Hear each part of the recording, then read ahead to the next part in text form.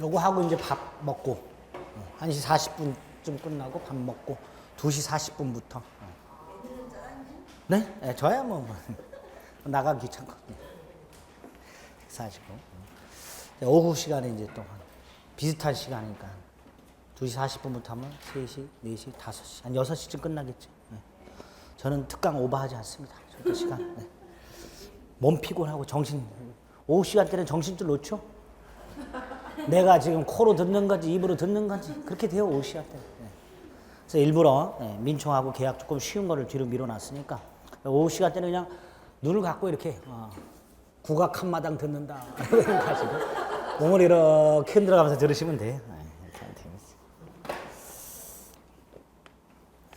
지금 하는 부분에서는 반만 맞으면 되고 이제 민법 총칙하고 계약법 좀 주력해서 봐주시면 되니까. 지금 시점에 보니까 제가 밴드나 뭐 이런 걸로 자꾸 저한테 질문하신 분들 중에 이상한 문제 프린트를 저한테 질문을 올리시는 분들이 계세요. 여기도 그런 분들이 계신가 모르겠네. 있을 수도 있죠. 걱정이 많이 돼요. 특히 각종 우리 공인중개사 뭐 카페들이 많죠. 특히 이제 출판사나 학원에서 운영하는 카페들이 많은데 거기에서 그래도 이제 지명도 있는 학원이나 출판사에서 올린 자료들은 그나마 좀 난데 그게 아니고 카페 가면 이제 수험생들끼리 정보 나누는 데가 있어요. 거기 가면 자기가 어디선가 긁어서 이렇게 올리는 자료가 있어요. 수험생이 올리는 자료가 있어요. 어디 거다 이러면서 제대로 검증도 안 되고 정답이나 해설도 없으며 있더라도 오류가 많은 그런 문제들이 올라오는 경우가 많아요. 지문도 이상하고 그런 걸 저한테 물어보실 때마다 아주 속이 터져요. 제가 늘 말씀드려요. 있는 것만이라도 소화하자. 있는 거. 그 자료 사냥하러 다니지 마세요. 제발. 제가 돌아버리겠어요. 제가 아주. 네. 어디서 그래서 제가 꼭 물어봐요. 이거 어디 건가요? 이렇게 물어봐요. 그랬더니 뭐 인터넷에 떠도는 거를 다운받아서 풀고 있다고. 제가 한마디 합니다. 위험합니다. 그러시면 안 돼요. 자료는 지금 우리 갖고 있는 것만 해도 차고 넘쳐요. 차고 넘치고. 자료 때문에 떨어지는 일은 없어요. 그렇지? 그걸 어떻게 활용하는지. 근데 이제 마음이 급하니까 혹시 인터넷 뒤져보면 좀 X 이렇게 돼 있는 게 있을까? 그런 게 있으면 히트 쳐가지고 지금 그렇죠? 공인중개사 시장을 석권했겠죠. 그런 자료가 없어요. 어떤 분은 그림으로 된 뭐 이런 거 책 보는 분이 만화로 된 뭐 이런 거 보고 계시는 분들이 계신데 환장합니다 제가. 재밌네 우리 읽고 머리 남는 거 하나도 없어요. 그런 분들이 거기다 또 그걸 보고 합격했다고 또 거짓으로 또 글 올리면서 말도 안 되는 소리가 있어요. 어쨌든 있는 자료 좀 활용하시고 그다음에 이제 저한테 이제 약간의 그 클레임이 들어오는 게 있는데 어렵다. 라고 얘기하시는 분들인데 일부러 그렇게 하는 거예요. 시험 지문은 쉽게 안 나와요. 근데 우리 훈련이 됐기 때문에 쉽게 느껴지는 거예요. 그렇게 생각하셔야 돼요. 실제로 나중에 실전 가면요. 이렇게 쉬웠나? 실전은 그렇게 느껴져요. 그 이유가 어렵게 공부했기 때문에 쉽게 느끼는 거지. 쉽게만 공부했으면 실전이 굉장히 어렵게 느껴집니다. 그러니까 1년간 그렇게 하드하게 트레이닝 하는 거니까 불만 갖지 마세요. 외우면 돼. 자, 공동저당에 대해서는 어렵죠? 잔뜩 나왔는데 다 필요 없고요. 일단 안분배당과 20배당 할 때 후순위 권리자의 대위권 이게 중요한데 4번, 5번. 하나가 채무자 거고 하나가 물상보증인 거에는 안분배당 적용 안 된다. 그래서 4번. 동시배당 할 때 안분배당 적용 없고 채무자 소유 부동산에서 먼저 배당하고 모자라는 걸 물상보증인. 그랬죠? 또 20배당도 마찬가지다. 채무자께 있고 물상보증인께 있다. 공동저당권자가 있다. 후순위 권리자가 있다. 이렇게 각각. 이게 먼저 경매가 되든 공동저당권자는 다 받아가지만 후순위 권리자는 다른 목적물에 대위할 수가 없다. 네? 채무자께 먼저 경매됐을 때 채무자 소유 후순위 권리자는 물상보증인 소유 목적물의 공동저당권자를 대위할 수가 없고 이게 먼저 경매됐을 때도 순서가 물상보증인이 대위를 하는 거고 물상보증인이 공동저당권자의 지위를 취득하는 거고 나중에 얘가 경매가 될 때 요놈이 배당받으러 오겠죠? 그럴 때 요놈이 따라가서 요놈이 받을 것을 물상대위, 인서셉트, 요렇게는 인정이 되는 거지.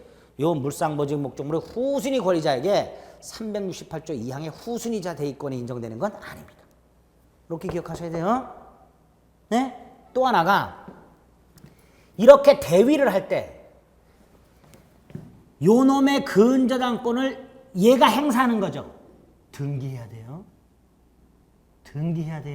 그래서 시험 질문에 등기해야 되는 것에 이게 나올 수가 있어요. 올해 공동저당 목적물이 어느 하나가 먼저 경매되었을 때 이게 둘 다 채무자 거라면 이거 대위가 인정되죠. 얘가 대위할 수 있는 경우든 물상보증인이 공동저당권자를 대위하는 경우든 요놈으로 되어 있는 등기를 요놈 이름으로 이전 등기를 해야 취득한다예요. 그러니까 등기 필요한 거예요. 네? 등기 필요. 여기까지. 근데 그건 이제 시험장에서 기억 안 나요. 기억 안 나니까 혹시 등기해야 되는 것 이렇게 나올 때 공동저당 이렇게 하면 등기해야 되는 걸 딱 체크하시면 돼요. 그리고 하나 더 기억하실게요. 다음 페이지 8번. 자, 공동저당권에서 이렇게 한 4가지 정도만 딱 머릿속에 넣습니다. 둘 다 채무자 거예요. 20배당을 해요. 채무자 소유 이게 먼저 경매됐어요. 그럼 얘는 이렇게 대위할 수 있죠? 네? 예를 들어서 을이 받을 게 1억 5천이다. 1억 5천이다. 이게 경매대가가 2억이고 이게 1억이다. 동시배당하게 되면 얘는 1억 5천을 2대 1의 비율로 배당받으니까 여기에서 1억을 받고 여기서 5천을 받겠죠. 그렇죠? 근데 이게 먼저 경매됐는데 대금이 2억이 나왔어. 그럼 얘는 1억 5천 다 받을 수 있죠. 그럼 얘는 이렇게 대위해야 되죠. 그래 안 그래요? 그렇잖아요. 이게 2억이고 이게 1억 나왔으면 동시배당하면 1억 5천 이렇게 배당받는데 이게 먼저 경매되면 얘가 1억 5천을 다 받고 그럼 얘는 원래 2억에서 1억을 받았어야 되는데 5천밖에 못 받으니까 못 받은 나머지를 여기서 받아야 될 거 아니에요. 근데 이 자식이 이걸 포기했어요. 포기하고 이걸 경매를 넣었어. 그리고 1억 5천을 다 달래. 우리 판례 안 된다. 네가 이걸 포기 안 했으면 얘가 여기서 5천 받을 수 있었잖냐. 근데 네가 이걸 포기함으로써 얘는 이걸 5천 받을 수가 없게 됐으니까 그만큼을 너는 얘보다 우선해서 변제받아서는 안 된다. 에? 그게 8번. 선순위 공동저당권자 을이 부동산 일부에 관한 저당권을 포기한 경우에 후순위 저당권자가 있는 부동산이 경매가 되었을 때 이놈이 저당권을 포기하지 않았다면 후순위 권리자가 이 포기하지 않은 이 저당권으로부터 받을 수 있었던 만큼을 여기에서 얘보다 우선해서 변제받을 수는 없다. 네? 8번 그거까지. 그 다음에 9번. 이게 공동근저당이에요.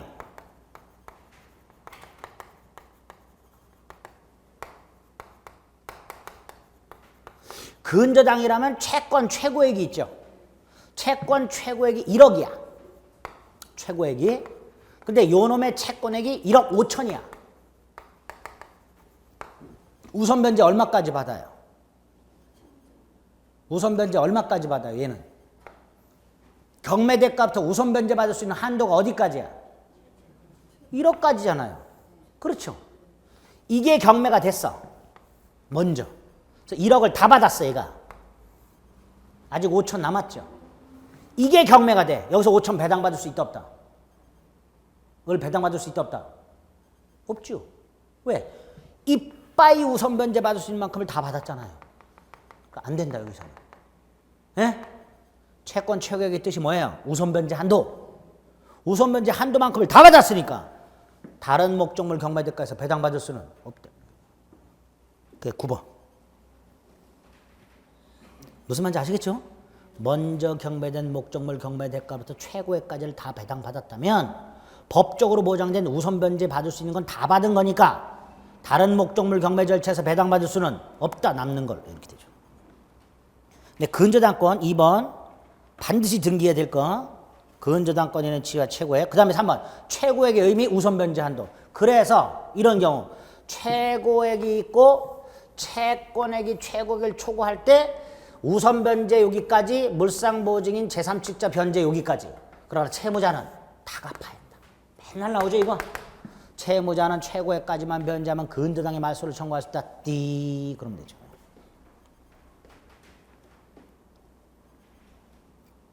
거기 4번에 있는 내용들이 있고요. 6번은 확정 시기를 먼저 세 가지 기억합니다.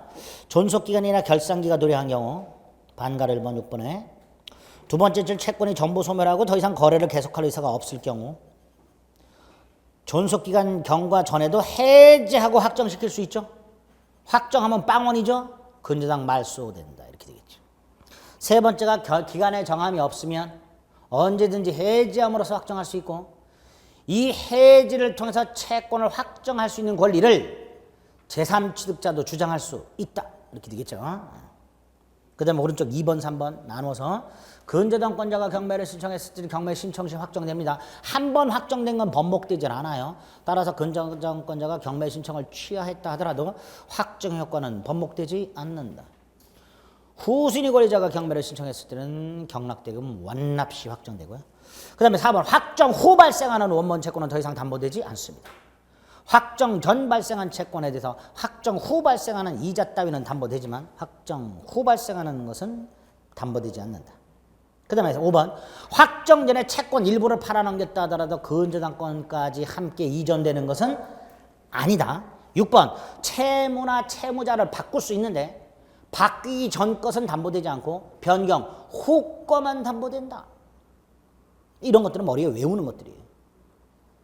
7번 이자나 지연배상은 최고액에 포함되고 다 담보되지만 근저당권 실행비용은 최고액에 포함되지 않는다. 7번 8번 9번 저당권이나 근저당권이 설정이 된 부동산이 있는데 소유자가 바뀌고 변제가 이루어지면 전 소유자는 계약에 터잡은 말소등기 청구를 현 소유자는 소유권에 터잡은 말소등기를 청구할 수 있다.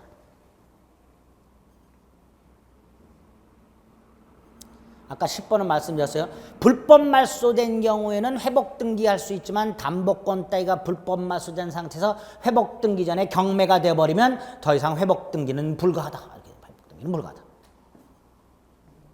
마지막으로 11번 아까 저당권이든 근저당권이든 채권과 함께 양도하는 거라 그랬죠. 그렇죠. 이게 양도가 됐어요. 채권 양도 통지했고 부기 등기로 이전 등기했어요. 이 상태에서 변제를 했어요. 이렇게.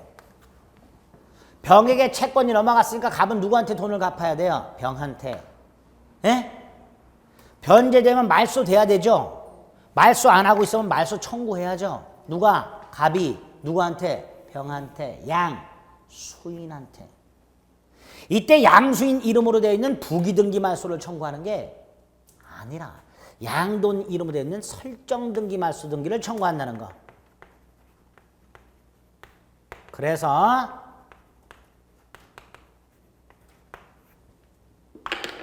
저당권이나 근저당권이 채권과 함께 양도가 된 후 변제가 되면 양 수인을 상대로 누구를 상대로?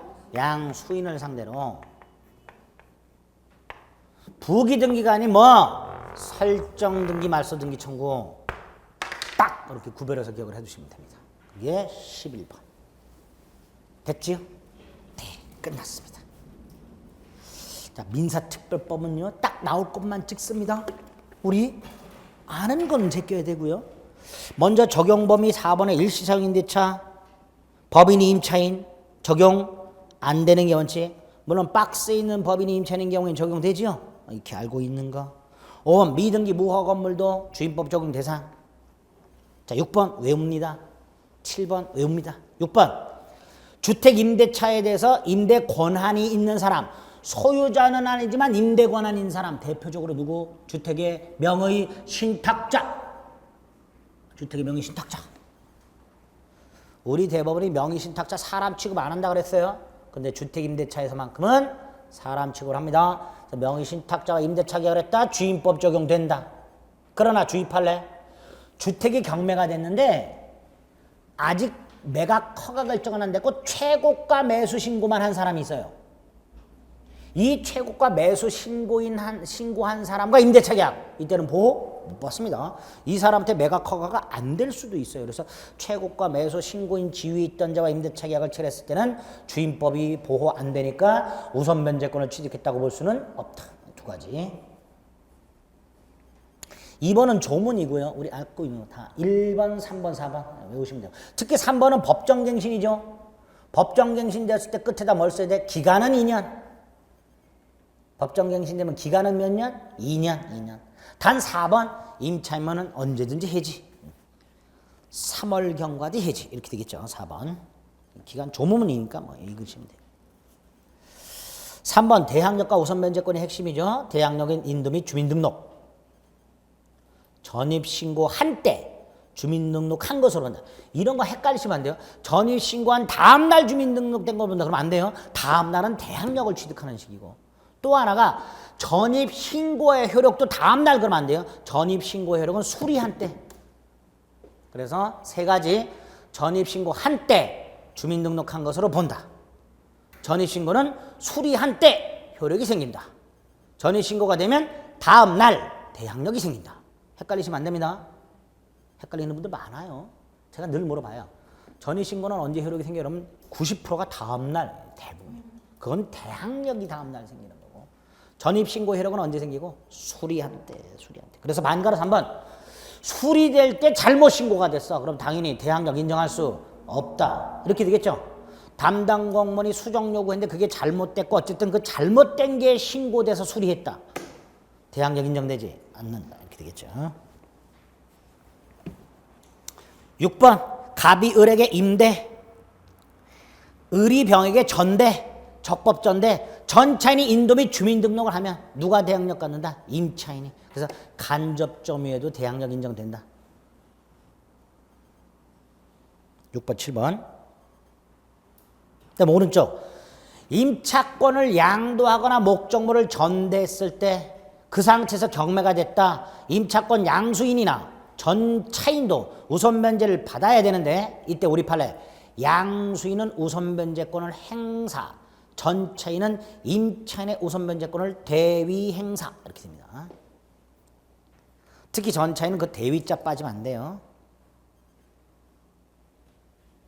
8번의 대항력의 뜻이 뭐죠? 새로운 소유자에게 임대인 지위가 승계.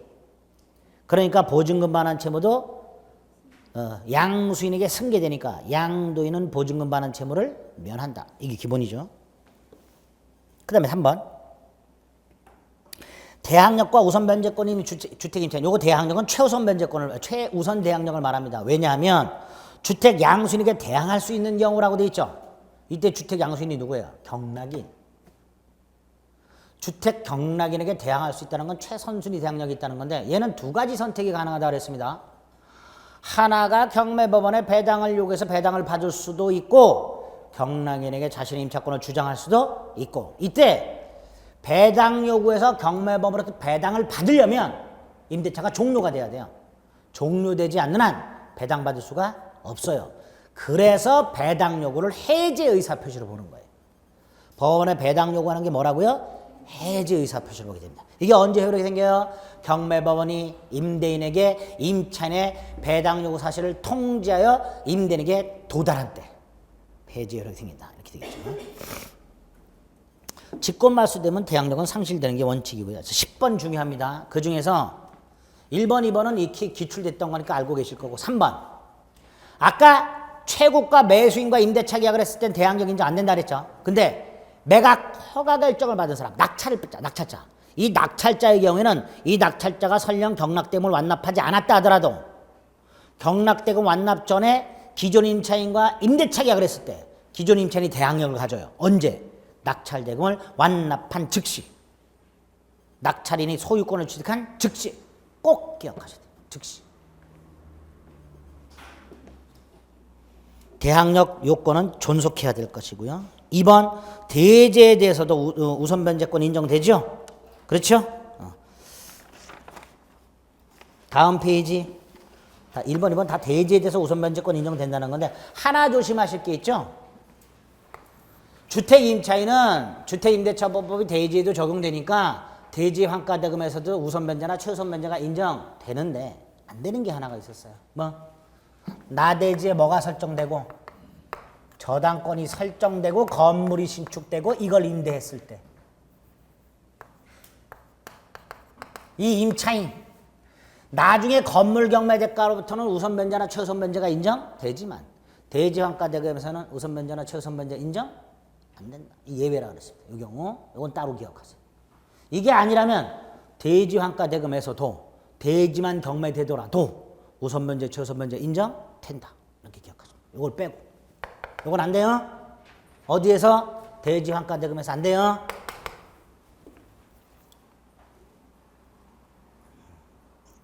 2번 아시는 거고 3번도 처음에는 소액임차인이 아니었는데 보증금을 감액함으로써 소액임차인이 되면 그때부터 소액임차인으로서 보호받는 거고 4번은 전품의 사무실에 저당권이 설정된 상태에서 주거용으로 바뀌고 임대했어. 그럼 임대차 할 때 주거용이죠. 계약 당시 주거용이면 임대차 계약 주임법이 적용되니까 얘 소액임차인이라면 최우선 변제권 인정된다. 이렇게 되겠죠. 4번. 5번은 임차인으로부터 보증금 반환 채권만 양수한 사람은 채권만 양수했으니까 우선 변제권 인정 안 되지만 그 보증금 반환 채권을 양수한 게 금융기관이라면 주임법에서 특별하게 우선 변제권 인정되죠. 단 조심하실 거 2개. 이 금융기관은 임차인을 대위해서 계약을 해지할 수는 없고 반면에 임차권 등기 명령은 신청할 수 있고. 6번 우선 변제 요건으로서 인도만의 주민등록은 배당 요구 종기까지. 그 다음에 7번은 최선순위 대항력 있는 사람은 아까 2가지 초이스가 가능하다 그랬어요. 경락인에게 자신의 임차권을 주장할 수도 있고 경매 절차에서 배당을 요구해서 배당받을 수도 있고. 그런데 제일 경매 절차에서 우선 변제권 행사해서 배당을 받는데 다 못 받았어요. 다 못 받았다면 나머지를 경락인에게 주장할 수 있죠.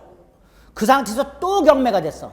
제2경매 절차에서 우선 변제권 행사할 수 있다 없다? 없다. 이미 행사했기 때문에 제2경매 절차에서는 우선 변제권 행사할 수 없다. 이렇게 되겠죠. 그 다음 8번은요. 주택임차인이나 소액임차인은 우선 변제나 최우선 변제 받으려면 경매법원에 배당을 요구해야 되는 배당 요구 채권이에요. 근데 안 해도 되는 게 하나 있어요. 뭐? 임차인 스스로 경매를 신청할 때. 임차인이 언제 경매를 신청할 수 있죠? 보증금을 돌려주지 않으면 보증금 반환 청구 소송에 터져봐 경매 넣을 수 있죠. 그때는 경매 신청하는 것 자체가 배당 요구이기 때문에 이때는 따로 배당 요구할 필요가 없다. 그걸 제외하고는 배당 요구 채권입니다. 경매법원에 배당 요구해야 돼요. 그래야 우선 변제나 최우선 변제권이 인정됩니다. 자, 임대차 정보 제공은 1번, 2번 밑에 돈까지 내는 경우가 모의고사에서 낸 적이 있어요. 누가? 대한민국의 어떤 분이 모의고사에서 이 돈을 냈어요. 뭐라고 냈냐? 4장마다 100원 이렇게 돼 있죠. 한 장마다 100원 이렇게 틀린 걸로 낸 분이 있어. 아이고야. 민법은 그렇게 안 나옵니다. 외울 필요도 없어요. 공법이면 몰라도 민법은 그렇게 안 나와요. 1번, 2번만 구별하시면 돼요. 정보 제공을 요청할 수 있는 사람이 2사람이에요. 기존에 이해관계인이 있고 새로 임대차 계약을 체결하는 자가 있어. 이럴 때 기존 이해관계에 있는 사람은 임대인 동의 안 받아도 돼요. 그런데 새로 임대차 계약을 체결하는 사람은 임대인 동의를 받아서 정보 제공을 요청할 수 있다는 거고 2가지만 조심하시면 돼요. 이게 훨씬 중요한 거예요. 돈보다도. 이런 걸 안 내고 돈을 내고 안 내요. 오른쪽 3번은 우리 익히 알고 있는 3번, 4번은 5번은 임차권 등기명령. 올해 나올 가능성이 좀 있죠. 자, 임차권 등기명령 요건이 뭐죠? 임대차 종료 후 보증금을 반환받지 못한 때. 따라서 임대차 존속 중에는 안 되는 거죠. 그 다음에 임차주택 소재지 관할 법원. 임대인 주소지가 아니라. 그 3번째, 기각결정은 항고할 수 있다. 4번째, 임차권 등기가 되면 대항력과 우선변제권을 취득 또는 존속한 채 설령 다른 곳으로 전출하더라도, 즉 대항력권을 상실하더라도 대항력과 우선변제권을 상실하지 않는다. 5번째, 그 임차권 등기가 된 주택을 새로 임차한 임차인이 소액임차인이라 하더라도 최우선 변제권을 인정한다. 순위에 따라 우선 변제를 받을 수는 있지만 최우선 변제권을 인정한다. 비용은 누가 부담한다? 6번째, 임대인이 부담한다. 마지막으로 임차권 등기가 되었을 때 임대인의 보증금 반환과 임차권 등기 말소는 동시행관계가 아니다. 그거까지 쫙 머릿속에 넣으시면 돼. 차임, 반가로 1번 차임 증감 청구할 수 있지만 증액은 제한된다. 2번 숫자 연 1할이냐 4배수냐. 7번도 숫자 최우선 변제 받는 거 기준금액과 일정액 외워야 되고요. 마지막으로 주택 임차권 승계. 사망한 임차인과 가족 공동생활하던 사실상 관계 있는 자. 단독 승계가 있고 2촌 이내 친족과 공동 승계가 있죠. 그거 구별하시면 됩니다. 승계 원하지 않으면 임차인 사망 후 1월 내에 반대 의사를 표시하면 승계의 구속에서 벗어날 수 있다. 이렇게 되겠지. 딱 그 정도. 상가 건물 임대차. 이것도 올해 나오죠. 상가 건물 임대차. 자, 뭐가 나올까? 개정된 게 나오겠죠. 나오더라도. 기존 것들을 당연히 나올 수 있고요. 자, 먼저 적용 범위와 관련해서 일정한 보증 금액을 초과하지 않는 임대차면 적용된다고 했습니다. 단 초과 임대차라 하더라도. 예컨대 지금 서울은 기준 금액이 얼마예요? 4억이죠. 근데 만약에 서울에 환산 보증금이 5억이야. 그럼 상인법 적용 안 되죠. 상인법은 적용 안 되지만 4개는 적용돼. 대항력, 계약갱신 요구, 권리금 회수, 표준계약서 4개는 적용된다. 그렇죠? 대항력, 계약갱신 요구, 권리금, 표준계약서. 우선 변제 안 돼. 없어. 우선 변제. 임차권 등기명령 없어. 그런 거. 4개는 적용돼요. 다만 조심하실 게 계약갱신 요구인데요.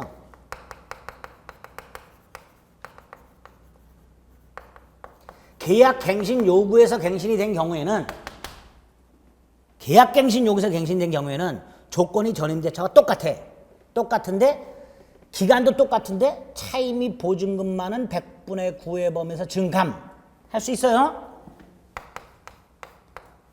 이거 기간 1년으로 본다 그러면 큰일 나요. 기간 1년으로 본다는 법정갱신이고요. 계약갱신, 요구형갱신은 기간도 전임대차와 동일하고 차임 및 보증금만 100분의 9에서 증감이에요. 근데 초과임대차에 이게 적용된다 그랬죠? 네? 이건 적용 안 돼요. 100분의 9 범위 내에서 증감. 요거는 초과임대차에 적용 안 됩니다.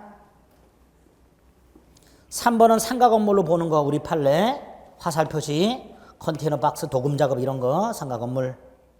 4번 일부 임대차 도면 첨부하라. 2줄. 5번 소액 임차인. 아까 주택 임대차의 소액 임차인이나 상가 건물 임대차의 소액 임차인 모두 다 최우선 변제 받는 보증금의 일정액이 건물가액의 2분의 1을 초과해서는 안 되죠. 상가 건물은 과거에 3분의 1이었었어요. 2분의 1로 바뀌었죠.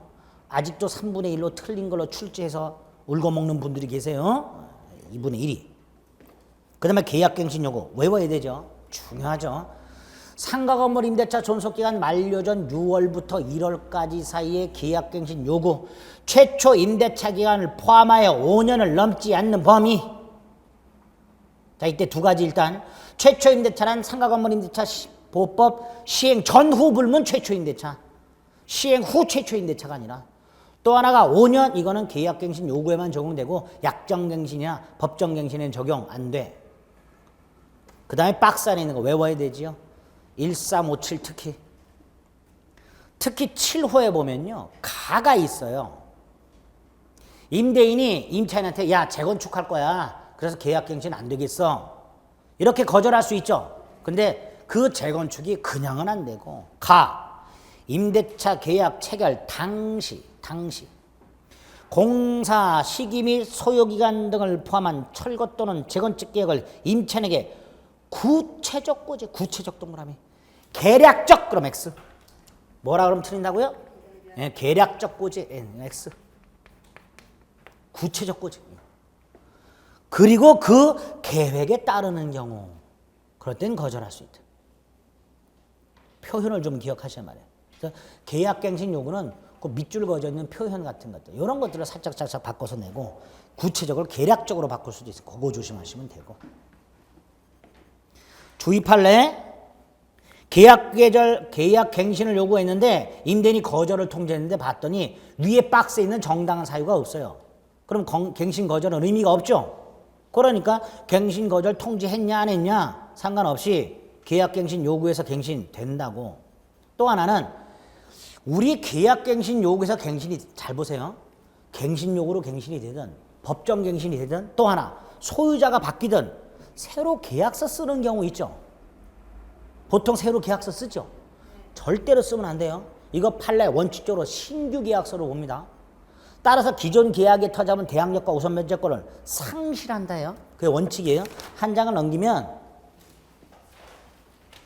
36페이지 가등기 담보기자랑 가면 11번이 있습니다. 찾으셨어요? 36페이지 마지막 거 11번. 거기에 보면 임차인이 대항력과 우선 면제권을 취득한 다음에 목적물 소유권이 제3자에게 양도된 다음 새로운 제3 소유자와 임대차 계약을 새로 체결 이랬죠. 판례가 이거를 기존 임대차를 소멸시키려는 의사로 별개로 계약을 체결한 걸로 봐요, 보통. 그러니까 기존 대항력과 우선 면제권을 새로운 소유자에게 주장할 수 없다가 돼버려. 조심하셔야 돼요. 무슨 말인지 아시겠죠? 그런데 일단은 그렇게 새로운 신규 계약으로 보지만 다시 돌아와요. 그 다음 이제 구체적으로 35페이지 방가로 2번. 임차인이 계약갱신 요건을 행사한 후에 종전 임대차기에 만료할 무렵 임대인과 신규 임대차 계약, 이것도 신규 임대차라고 돼 있죠. 그럼 이것도 원래는 새로 가야 돼요. 근데 들여다봤더니 계약갱신 요구에 의해서 갱신이 됐는데 계약서만 새로 썼더라. 이런 판단이 되면 그때는 재계약으로 볼 것은 아니다. 예외예요, 예외. 아시겠죠? 계약갱신 요구에 의한 갱신이다, 이거는. 원래는 뭘로 봐야 되는데 신규 계약, 재계약으로 봐야 되는데 내부를 들여다봤더니 이런 사정이 인정되면 이걸 특별한 사정이라고 얘기해요. 무슨 말인지 아시겠죠? 그래서 함부로 새로 계약서 쓰면 안 됩니다. 아유, 계약갱신 요구서 갱신됐고 전임대차와 동일한데 무슨 계약서 새로 쓰냐고. 법정갱신인데 뭘 계약서 새로 쓰냐고. 새로운 소유자한테는 임대인 집이 그대로 쓴 게 아닌데 뭘 계약서를 새로 쓰냐고. 괜찮다고. 다 거절해야 돼. 알았다고 새롭게 계약서 덜렁 써주는 순간 뭐가 돼요? 원칙. 신규 계약이 돼버려요. 잘못하다가. 아시겠죠? 3번은 적법전차인이 대위 행사권 인정되는 거고, 5번 법정갱신 기간 1년으로 본다는 거고요. 6번 아까 공유해서 봤지요. 갱신 거절도 관리행위니까 지분 과반수로 결정하라. 7번은 5년 제한기간은 법정갱신에는 적용되지 않는다. 아까 계약갱신 요건은 5년 넘지 않는 범위 내 그랬죠? 그건 어디에만? 계약갱신 요구에 의한 갱신에만 적용되고 약정갱신이나 법정갱신에는 적용 안 된다. 그 다음에 7번 보세요. 올해 답으로 나올 수 있는 아주 유력한 게 하나 나왔습니다. 판례가. 거기에 보면 아까 주임법은 20분의 1 초과 증액 청구 못한다 그랬죠. 상임법은 100분의 9 초과 증액 청구 못하죠. 근데 이거는 일방적, 한쪽이 일방적으로 증액 청구할 때만 제한이 되는 거예요. 그렇죠? 일방적으로 증액을 청구할 때만 이걸 초과를 못해요. 그러니까 합의로, 즉 약정으로 증액을 하거나 갱신하면서 증액을 하는 경우, 이때도 약정갱신을 말합니다. 이럴 때는 이 초과하지 못한다가 적용된다 안 된다? 적용되지 않으니까 예를 들어서 합의로 증액을 하면서 20분의 1이나 100분의 9가 아니라 예를 들어서 100분의 9를 넘어서 100분의 20, 5분의 1을 증액했어요. 20%를 증액했어. 적용 안 되니까 유효해야죠. 네? 과거에 유효하다 그랬어요. 판례가. 근데 최근에 적용되지 않는다. 네? 이것까지 맞아요. 적용되지 않지만 초과하는 증액은 무효. 판례가 약간 모순이에요. 그냥 받아들이세요. 네? 받아들이세요. 정확하게 기억하세요. 요거 적용되지 않는다. 그러면 논리적으로 초과했다 하더라도 무효가 아니어야 되는데 판례가 느닷없이 초과 부분은 무효. 그래서 임차인은 초과지급, 갑초과지급한 걸 반환 청구할 수 있다. 환장합니다. 그게 두 번째 화살표. 보세요. 첫 번째 뭐라고 돼 있어요? 합의로 차임 등을 증액하는 경우에는 적용되지 않는다라고 돼 있죠. 그래놓고 그 밑에 증액비를 초과하여 지급하기로 하는 차임에 관한 약정이 뭐예요? 합의 증액이에요. 이거예요. 이거 약정이. 그렇죠? 그럼 이거 유효라고 해야 되죠. 적용 안 되니까. 네, 무효다. 초과하는 범위에서 무효다. 그리고 임차인은 초과 지급한 차임 부당이득 반환 청구할 수 있다. 중요합니다. 요거 당연히 그냥 제가 올해 답을 알려드릴게요. 올해 답을 상임법 답은 100분의 9 증액 청구할 수 없다라는 제한은 일방적 증액 청구에만 적용될 뿐 합의 증액, 약정 증액에는 적용되지 않으므로 초과 지급하기로 하는 약정은 유효다. X. 아시겠죠? 따로 기억하세요. 이따구 판례를 말이야 시험에 임박해서 나와가지고 말이야 사람을 짜증나게 하고 말이야. 8번은 숫자 외우시고요. 자, 권리금 개정된 거죠. 1번은 권리금의 뜻, 2번은 권리금 계약. 중요한 게 뭐야? 3번 권리금 회수 기회보장인데 세부적인 내용들은 올해 나오긴 좀 어렵고 굵직한 거 1. 기간 기억하세요. 임대차 기간 끝나기 3개월 전부터 종료시까지. 요거를 임대차 기간 만료 전 6월부터 1월까지 이렇게 낼 수 있어요. 그럼 우리 익숙하니까 휙 그냥 지나가요. 그럼 안 돼. 외우시고. 그래서 임대인은 임차인이 권리금 받는 걸 방해해서는 안 돼요. 밑으로 쭉 내려와서 동그라미 2번. 만약에 방해를 해서 임차인에게 손해가 생겼다면 임대인은 임차인에게 손해를 배상해야 되는데 이때 임차인은 임대인한테 언제까지 손해배상 청구할 수 있냐? 임대차 종료한 날부터 3년. 손해가 발생한 날부터 3년이라고 나올 수 있어요. 예? 또는 방해가 있은 날로부터 3년 이렇게 나올 수도 있어요. 그럼 X.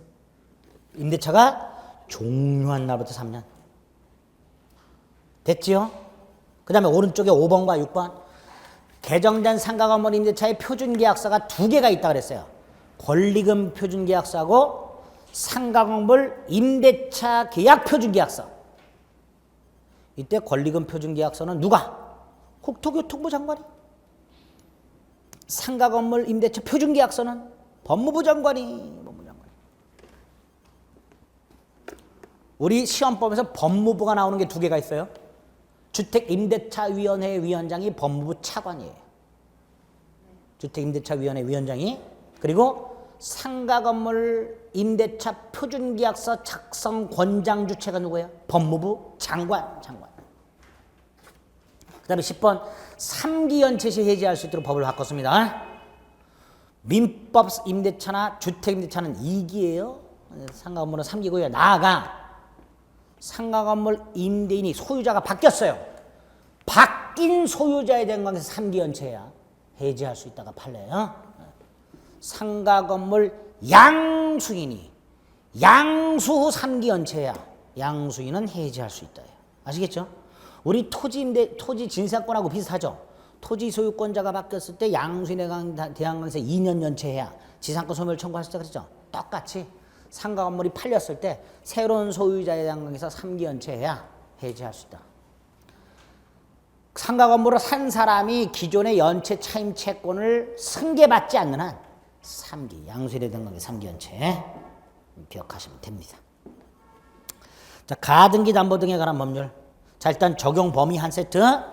일단 양가를 번에 질권, 저당권, 전세권, 취득 목적 담보 가등기 어쩌고 저쩌고 제외된다. 3가지 권리. 그 다음에 소비대차 채권이 되니까 공사잔대금, 유류대금 제외된다. 됐지요? 그 다음에 4번 가액이 원본과 이자합을 초과해야 된다. 따라서 부동산 가액은 3억인데 빌려준 건 5억. 그럼 가담법은 적용될 여지가 없으니까 실행 통지도 할 여지가 없다. 이렇게 되죠. 그런 것도. 마지막으로 채권자 이름으로 반드시 가등기나 소유권 등기가 되어 있어야 되죠. 그러니까 4번 채권자 이름으로 가등기도 소유권 등기도 안 돼 있다면 가담법은 적용되지 않는다. 이렇게 되죠. 됐죠? 그래서 오른쪽 보세요. 유사. 채권자와 채무자가 담보계약을 체결했지만 담보목적 부동산을 안에서 채권자 이름으로 가등기나 소유권 이전 등기를 마치지 않았다면 가담법은 적용되지 않으니까 이 상태에서 담보권자가 목적물을 제3자에게 처분했다 하더라도 가등기 담보관 등에 관한 법률을 위반한 것으로 볼 수는 없다. 이렇게 되죠. 왜? 가담법이 적용 안 되니까. 그 다음에 효력. 일단 가등기 담보권자는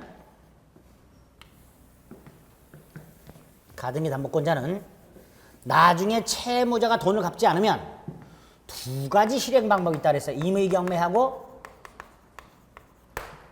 귀속청산. 뭐는 안 돼? 처분청산은 안 돼요. 귀속청산만. 이때 경매가 되는 경우에는 가등기를 뭘로 본다? 저당권으로 본다. 그래서 피담보 채권의 범위도 저당권의 범위하고 똑같아요. 가등기 담보권의 피담보 채권의 범위는 뭐하고 똑같다? 저당권의 피담보 채권의 범위 360조가 적용됩니다. 그래서 지연배상도 1년분에 하나예요. 2번 부기등기로 양도할 수 있고요. 자, 실행이 중요하죠. 1번 처분 청산 안 돼. 그 다음에 변제기 후에 실행 통지하죠. 통지할 때 청산금을 통지합니다. 이 청산금은 주관적 평가에게도 무방하다. 청산금이 없다면 없다는 뜻도 반드시 통지하라. 채권자는 지가 통지한 액수 다툴 수 없다.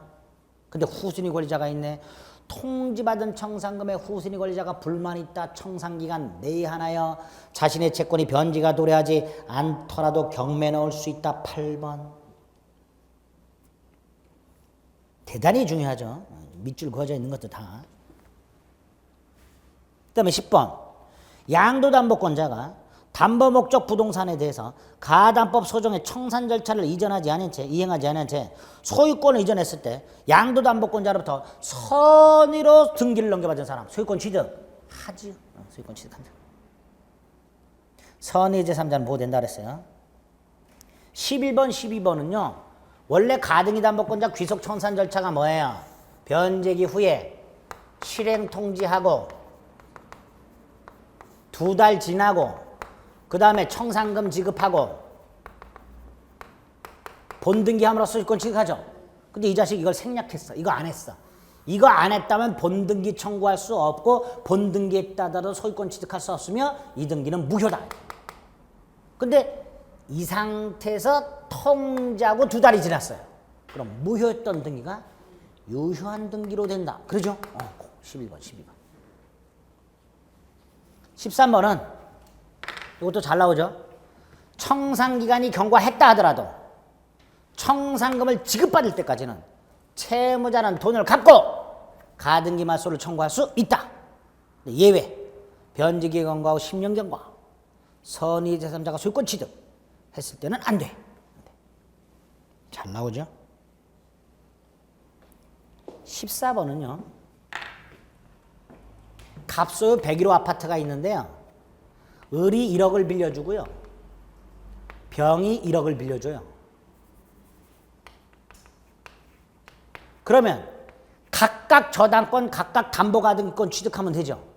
근데 이 이상한 놈이 둘이 만나서 여기다가 가등기를 하나를 하고 공유를 해요. 이렇게 지분 비율로 2분의 1씩.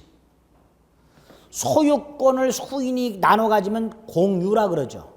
소유권 이외의 권리를 수인이 나눠 갖고 있으면 준공유라 그래요.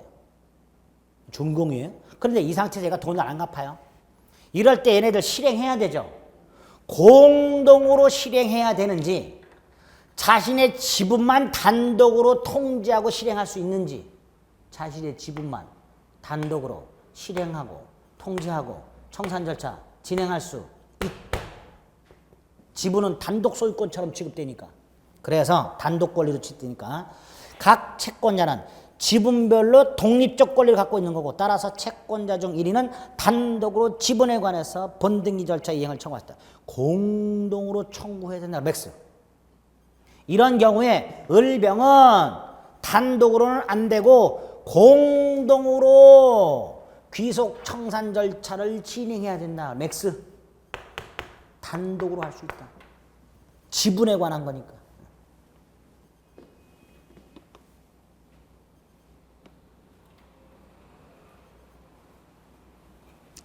8번만 체크를 좀 합니다. 지금요, 요 목적물이 5억이에요. 값이 5억이고 여기에 101호가 가등기권자가 또는 양도담보권자가 특히 양도담보권자 이놈 소유자로 등기가 돼 있단 말이에요. 이놈이 얘가 받을 게 3억이에요. 근데 이놈이 홀랑 팔아넘겼어요. 선의의 제3자한테. 그럼 얘 소유권 취득하죠. 그럼 얘는 돈을 갚더라도 되찾아올 수가 없죠. 손해배상 청구해야죠. 손해가 얼마 있어요, 얘? 손해가 얼마예요? 얼마의 손해가 생겼어요, 얘? 2억이죠. 왜? 3억 갚고 5억짜리 되찾아올 수 있었는데, 그래서 플러스 2억의 재산이 늘어날 수 있었는데, 그렇죠? 헐랑 팔아놨으니까 5억짜리를 날렸잖아요. 대신 3억은 안 갚아도 되잖아요. 그러니까 손해가 얼마 있는 거예요? 2억. 그게 8번. 마지막에 보면 채무자가 더는 등기말소를 청구할 수 없게 된 때의 가액에서 채무액을 뺀 금액이 손해배상이다. 담보권자가 목적물을 팔아먹었을 때. 그렇죠? 그렇게. 부동산 실권리자 명의등기에 관한 법률 1번은 적용관에서 1, 2, 3번은 아예 적용이 안 되는 거고 4번은 적용이 제한되는 거고 제한되는 거. 자, 부실법은요. 나머지는 다 여러분들이 아시는 건데 두 가지만 조심하셔야 그랬어요. 나머지는 쭉 읽어보시면 되고 안 읽으셔도 상관없는데 8번에 있는 삼자간 명의신탁하고 9번에 있는 계약 명의신탁 뭐 올해도 어김없이 이게 사례 형태로 나올 겁니다. 올해도 이 둘 중에 하나가. 자, 먼저 삼자간 명의신탁은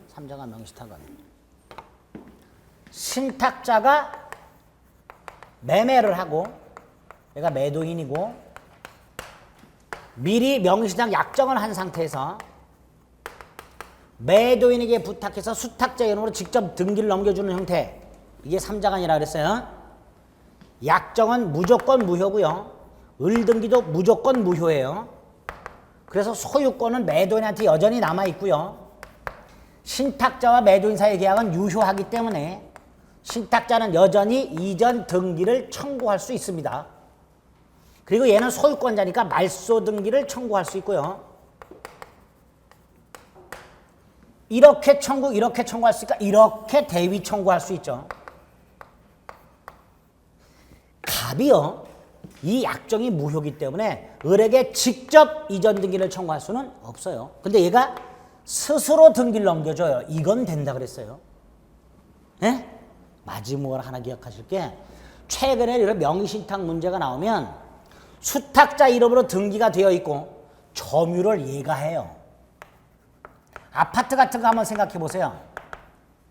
갑이 아파트를 사고 지가 거기서 살 생각이 있어. 근데 등기는 친척 이름으로. 그리고 살고는 누가 있어? 점유하고 있죠. 자, 이때 갑의 병에 대한 요 이전 등기 청구권. 매수인의 이전 등기 청구권이죠. 점유하고 있죠. 소멸시에 걸리지 않는다. 요거까지 최근에. 예? 그래서 8번 1, 2, 지금 3 다 말씀드린 거고 오른쪽에 6번에 주의할래. 삼자간 등기명의신탁에 의한 등기가 유효기간으로 무효가 됐을 때 목적 부동산을 인도받아 점유하고 있는 신탁자의 매도에 대한 이전 등기 청구는 소멸시효가 진행되지 않는다. 최근에 나 진행된다 그러면 X예요. 근데 요거하고 헷갈리는 게 뒤에 하나 또 남아요. 뒤에 또 남아. 그거 좀 이따 하고. 그다음에 7번. 요것도 조심하실 게 보세요. 갑병사의 매매는 유효예요. 그렇죠? 그러니까 갑은 병에 대해서 계약이 무효니까 대금을 부당이득 빨아내라. 이건 못하죠. 갑은 병에게 이전 등기만 청구할 수 있을 뿐 대금에 대한 부당이득 반환 청구는 못하는 거예요.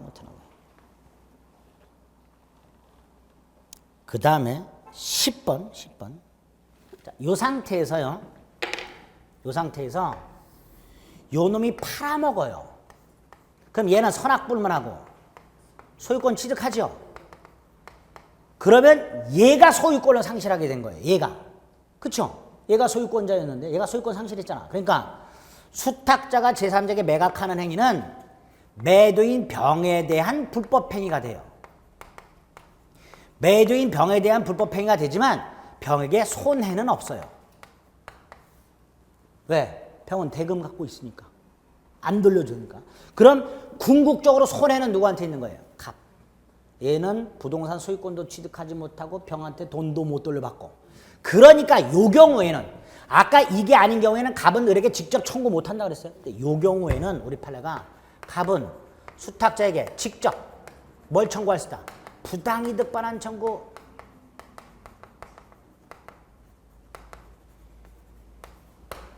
거기 10번의 동그라미 1, 2.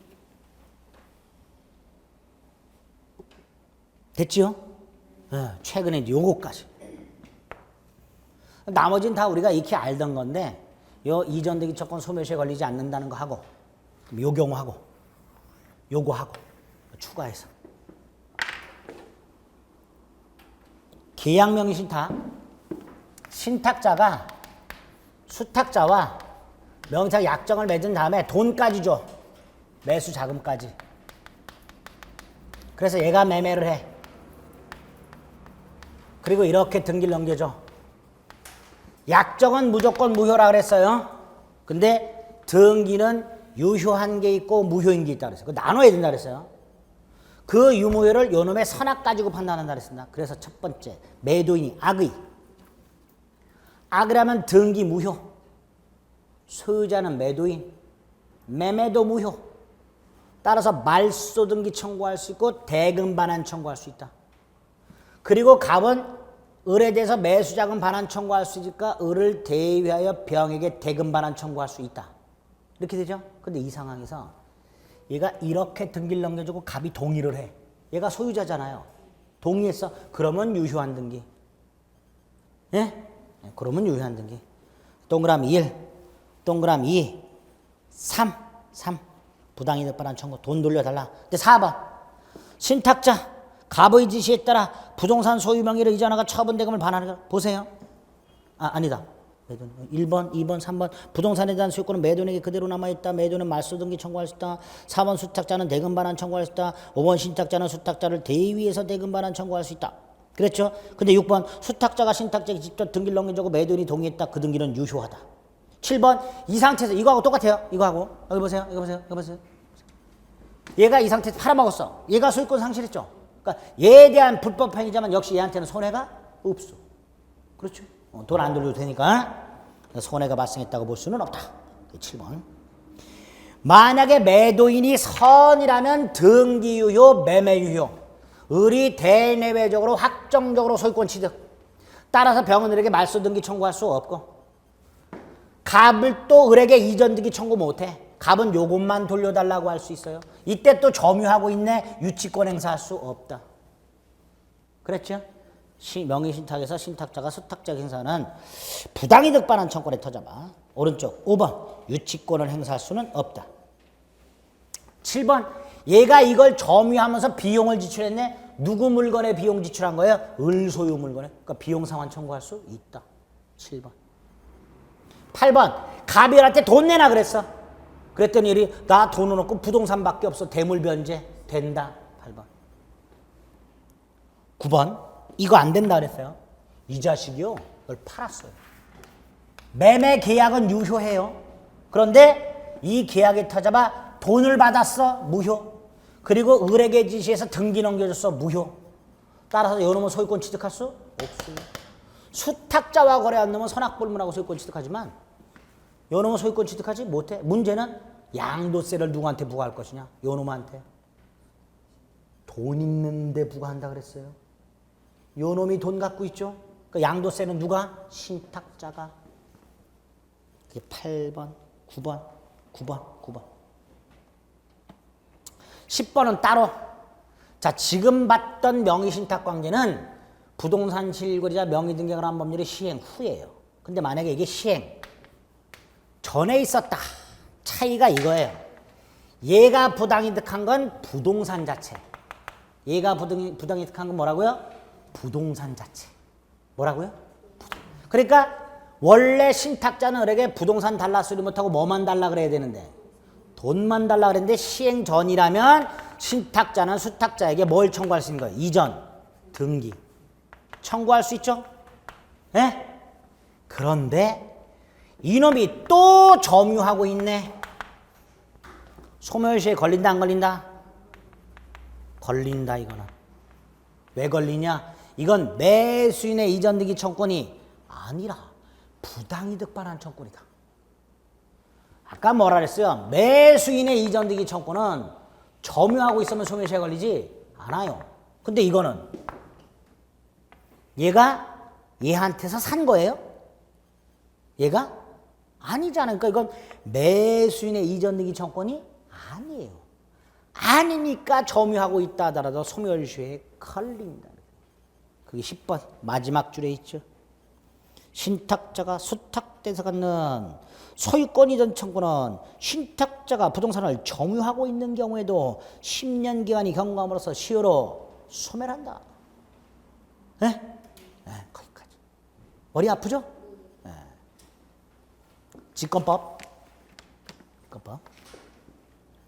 자, 먼저 1번. 너무 고민하지 마세요. 주임법, 부실법, 직권법 세 개 다 그냥 쪼로리 4번 찍으세요. 하나는 맞아요. 하나는 맞아요. 요 세 가지 법은 거의 셋 중에 하나는 꼭 답이 4번이 있어요. 셋 중에. 그러니까 세 가지 법은 4번만 하나 쪼록 찍어도 맞죠. 직권법. 어렵게 나와요. 지금 제가 말씀드린 게 어려워요. 가담법도 그렇고 직권법도 만만치 않아요. 지금 지문을 제가 줄인다고 줄였는데도 불구하고 62개야. 아유, 그렇죠? 먼저 나올 만한 거 1번. 갑소유 건물을 증축을 했는데 증축한 분이 구조상, 이용상, 독립성 있다 하더라도 구분소유권이 당연히 성립하는 건 아닙니다. 전체를 한동 건물로 소유할지 구분 소유할지는 갑의 의사에 따라요. 따라서 증축한 부분이 구조상, 이용상, 독립성이 있다는 사정만으로 구분소유권이 성립하지는 않는다. 그럼 여기에 구분소유권이 성립하려면 요놈이 여기를 구분 소유하고자 하는 의사가 객관적으로 표시, 즉 구분 행위가 있어야 된다 그랬어요. 대표적인 뭐예요? 분양 광고. 그게 있으면 구분 소유권이 성립한다. 1번, 2번. 4번 대단히 중요하죠. 4번, 5번. 공용 부분에 존재하는 걸로 추정입니다. 본당이라 하자. 6번 아유 징글징글하게 나와요. 4번 6번 아주 징그러 죽겠어요. 네. 9번 10번은 저당권에서 봤던 거고요. 11번도 아우 징그러 죽겠어. 그냥 대지 분할 청구 못해. 11번 용도에 따라 사용 공용 부분. 변경은 4번에 3. 그다음에 오른쪽 16번, 17번, 18번. 16번에 보면요. 관리단은 관리비 징수에 관한 유효한 관리단 규약이 존재하지 않더라도 관리비 징수할 수 있죠. 그럼 안 돼요. 공용부분 관리비라고 그래야 돼요. 공용부분 빠지면 안 돼요. 제발. 네, 제발. 그래서 17번 공유자가 공용부분에 관해서 다른 공유자의 채권을 특별 승계에게 행사할 수 있죠.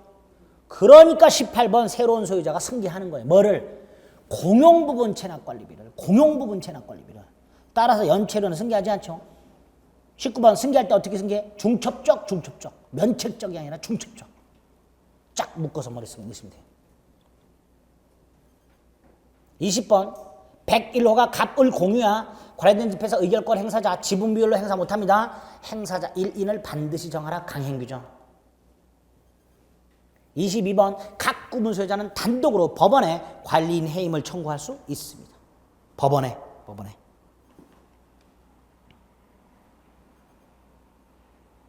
23번 분양된 아파트에 하자가 있을 때 분양자 및 시공자가 담보 책임을 부담합니다.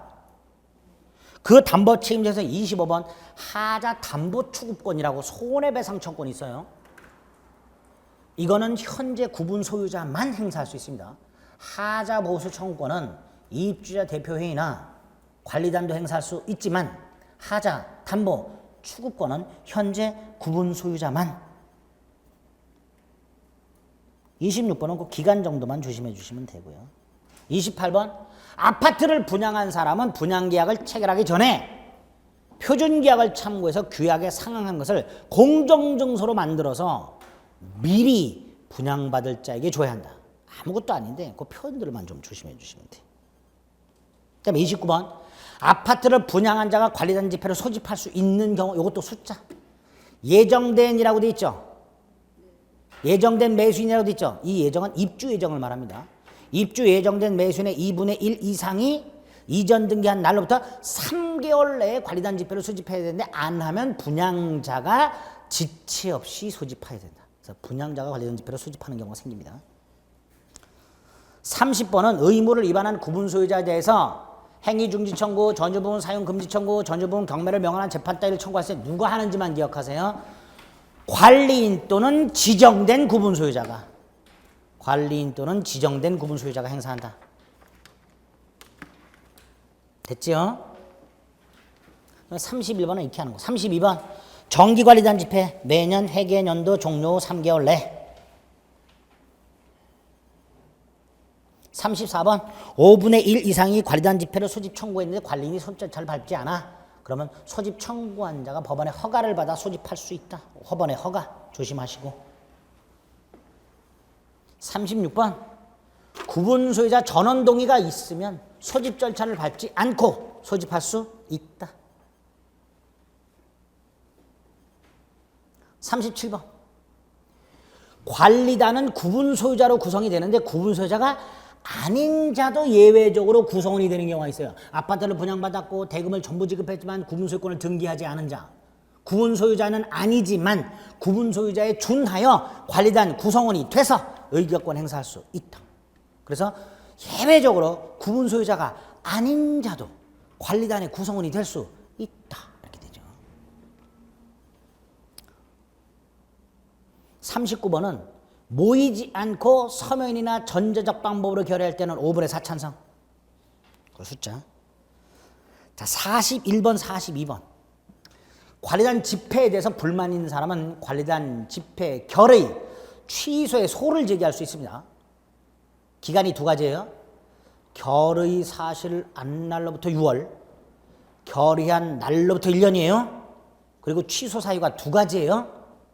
결의 방법이나 절차가 법령 또는 규약에 위반되거나 현저하게 불공정한 경우.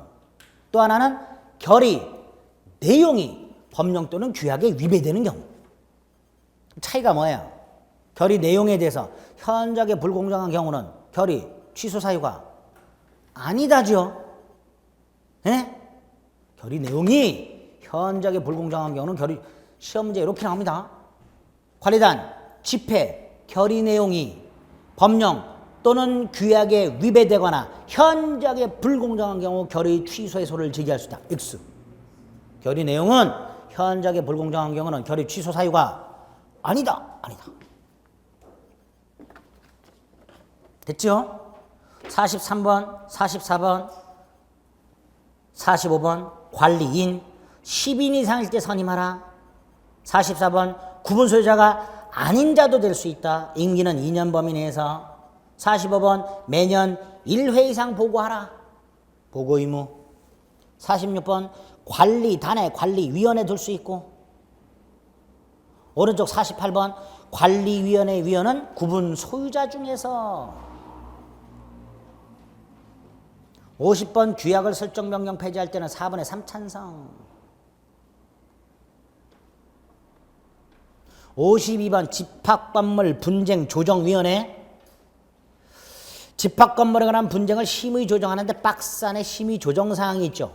3번을 조심하세요. 공용부분, 전유부분 들어가면 안 돼요. 전유부분 및 공용부분의 이렇게 시작하면 틀려요. 만약에 집합건물 분쟁조정위원회의 심의 조정사항이 아닌 것은 이렇게 나오게 되면 답은 요게 돼요. 3번을 뭘로 바꿔서 전유부분 및 공용부분 이렇게. 53번 재건축 결의는 5분의 4 찬성. 55번 요 박스 안에 있는 걸 재건축 결의할 때 결의해야 돼요. 근데 이미 나왔으니까 안 해도 돼요. 조심은 2번만 조심하세요. 거기에 보면 건물 철거 및 새 건물 건축에 드는 비용을 계략 계략적으로 하고 돼 있죠. 구체적 X. 네? 네. 아까 상가 건물 임대차에서 계약갱신 요구를 거절할 때는 재건축 계획을 구체적 고지. 요거는 비용은 계략적 상정입니다. 그러니까 이런 걸 정확하게 지금 눈뜨다 안 뜯으면 시험지에 나오면 헷갈려. 뭐가 구체적이고 뭐가 계략적이지 이렇게. 지금도 벌써 헷갈리죠?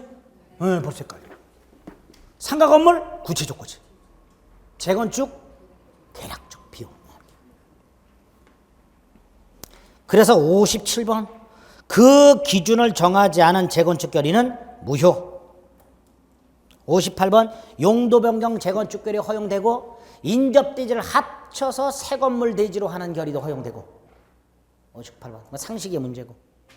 마지막으로 59번 재건축 결의에 참가하지 않은 사람들에게 한 번 기회를 더 줘요. 재건축에 참가할래? 이렇게 좋은 조건으로 결의가 됐는데 이때 이걸 참가할 뜻을 촉구할 때 반드시 서면 촉구. 반드시 무슨 촉구? 서면 촉구.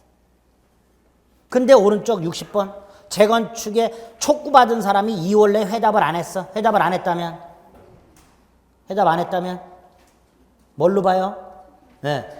참가하지 아니하는 뜻을 회답한 것으로 본다. 거기까지. 요거하고 조심하실 게 지금 프린트는 없는데 요것만 말씀드리고 밥 먹으러 가요. 집합건물 분쟁 조정 위원회가 얘가 분쟁 조정을 신청해요. 갑이. 그러면 신청받은 날부터 60일 내에 조정안을 만들어야 돼요. 조정안을 만들어서 분쟁 당사자에게 수락 여부를 촉구하도록 돼 있어요. 예? 근데 얘네들이 14일 내에 회답을 해야 돼요. 회답 통지. 회답 통지하지 않으면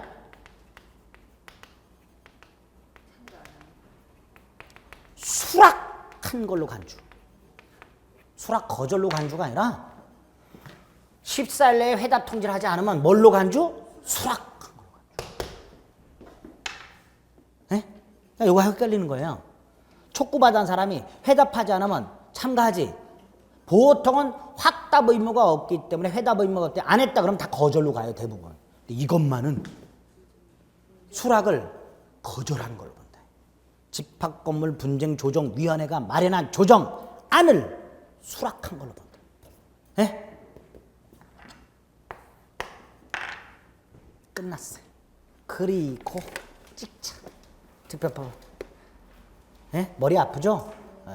그래서 오전에 했던 내용들이 좀 어렵고 양도 많고 난해한 부분들입니다. 반만 맞겠다라고 생각하시고 반복해 주시고 너무 어려운 거 이해 안 되는 것들은 그냥 읽고 넘어가세요. 이해하려고 하지 마시고. 아시겠죠? 시간 단축해서 자꾸 읽다 보면 어려웠던 것들도 결론이 기억나게 돼 있어. 시험장에서. 아시겠죠? 네. 2시 40분부터 시작하겠습니다.